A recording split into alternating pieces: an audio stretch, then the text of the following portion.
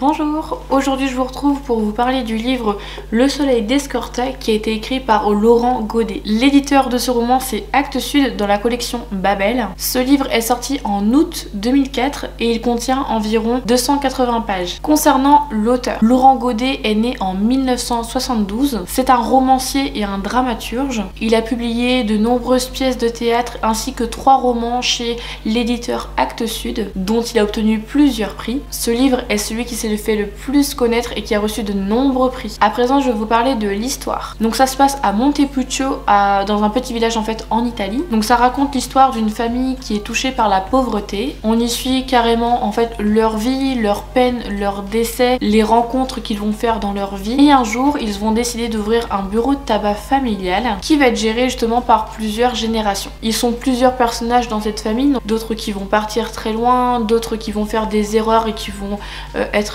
menés à mort, d'autres qui vont réussir à s'en sortir, qui vont réussir à fonder une famille, d'autres où voilà tout se passe bien mais heureusement que la famille est là. En fait ils vivent chacun leur vie différemment mais dans la pauvreté, et à chaque fois qu'ils rencontrent des gens, c'est des gens qui sont quand même assez aisés ou d'autres qui sont un peu dans la même situation qu'eux. Ça fait un petit peu à l'ancienne j'ai l'impression, parce que dans cette histoire je ne sais pas trop vers quelle année on peut se situer. Je sais pas si c'est au jour d'aujourd'hui ou dans les anciennes années d'Italie, je ne sais pas, mais il y a beaucoup de personnages qui sont en dehors de la famille qui vont être présents, notamment le prêtre qui va être là pour voilà essayer de pouvoir aider la situation de la famille, et aussi ils vont essayer de trouver du travail, etc. Enfin vraiment cette histoire est tournée sur cette famille. Donc en fait ils sont appelés les Scortas, que c'est leur nom de famille. Les différents thèmes abordés dans ce livre sont l'Italie, la pauvreté, la misère et la famille. Mon avis concernant ce livre. C'est un livre que j'ai été obligée de lire, je ne sais plus, soit au collège ou au lycée,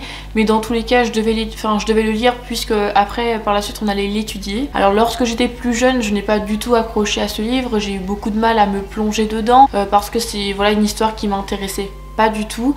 Alors en 2020 pendant le confinement je me suis dit tiens je vais le relire pour voir si je peux m'accrocher ou si je laisse tomber complètement. Alors moi ce que j'ai beaucoup aimé dans ce livre c'est le côté famille. Même s'ils vivent dans la pauvreté ils arrivent quand même à pouvoir trouver des solutions, à s'entraider. Il y a des fois ils peuvent vraiment pas parce que la vie fait en sorte que des fois tu peux pas tout arranger et qu'au final il faut juste accepter que la vie décide comme ça. Et malgré la pauvreté ils font vraiment tout ce qu'ils peuvent, et ça c'est vraiment super important.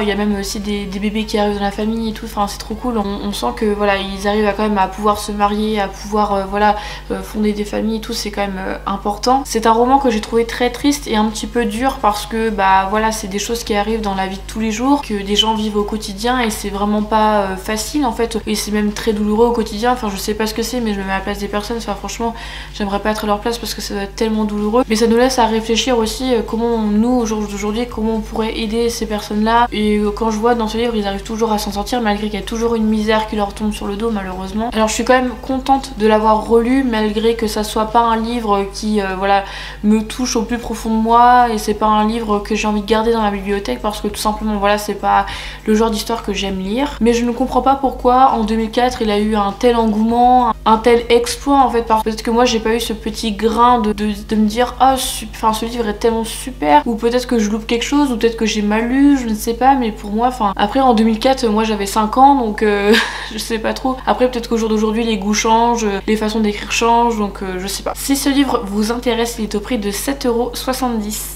Alors comme je vous le disais, ce livre là je ne vais pas le garder dans ma bibliothèque, donc je préfère vous l'offrir. J'espère qu'il vous servira notamment si vous avez besoin pour vos études, notamment pour l'étudier, ou bien pour votre côté personnel, vous avez envie de le lire, de le découvrir parce qu'il vous donne vraiment envie à travers ma vidéo. Donc en fait le concours, vous savez comme à chaque fois, si vous avez un lien dans ma barre d'informations, il suffit juste de remplir vos coordonnées. Le mercredi de la semaine prochaine, c'est-à-dire le 17 février 2021, je vais élire quelqu'un en faisant un tirage au sort, et je la contacterai ou le contacterai par email. J'espère que en tout cas ce concours vous fait plaisir, parce que vraiment si je le fais voilà je préfère vous offrir le livre qu'il intéresse quelqu'un d'autre plutôt qu'il reste dans ma bibliothèque et qu'au final je m'en sers pas du tout. Et aussi j'avais une petite info à vous dire, c'est que j'ai ouvert un Instagram dédié à cette chaîne YouTube, donc je suis hyper heureuse parce que c'est quelque chose qui me trottait depuis quelques temps mais j'osais pas pousser le pas. Notamment je vous avais fait un sondage sur mon Instagram principal, donc IMOCEANYTB. Beaucoup m'avaient dit oui envie, et donc du coup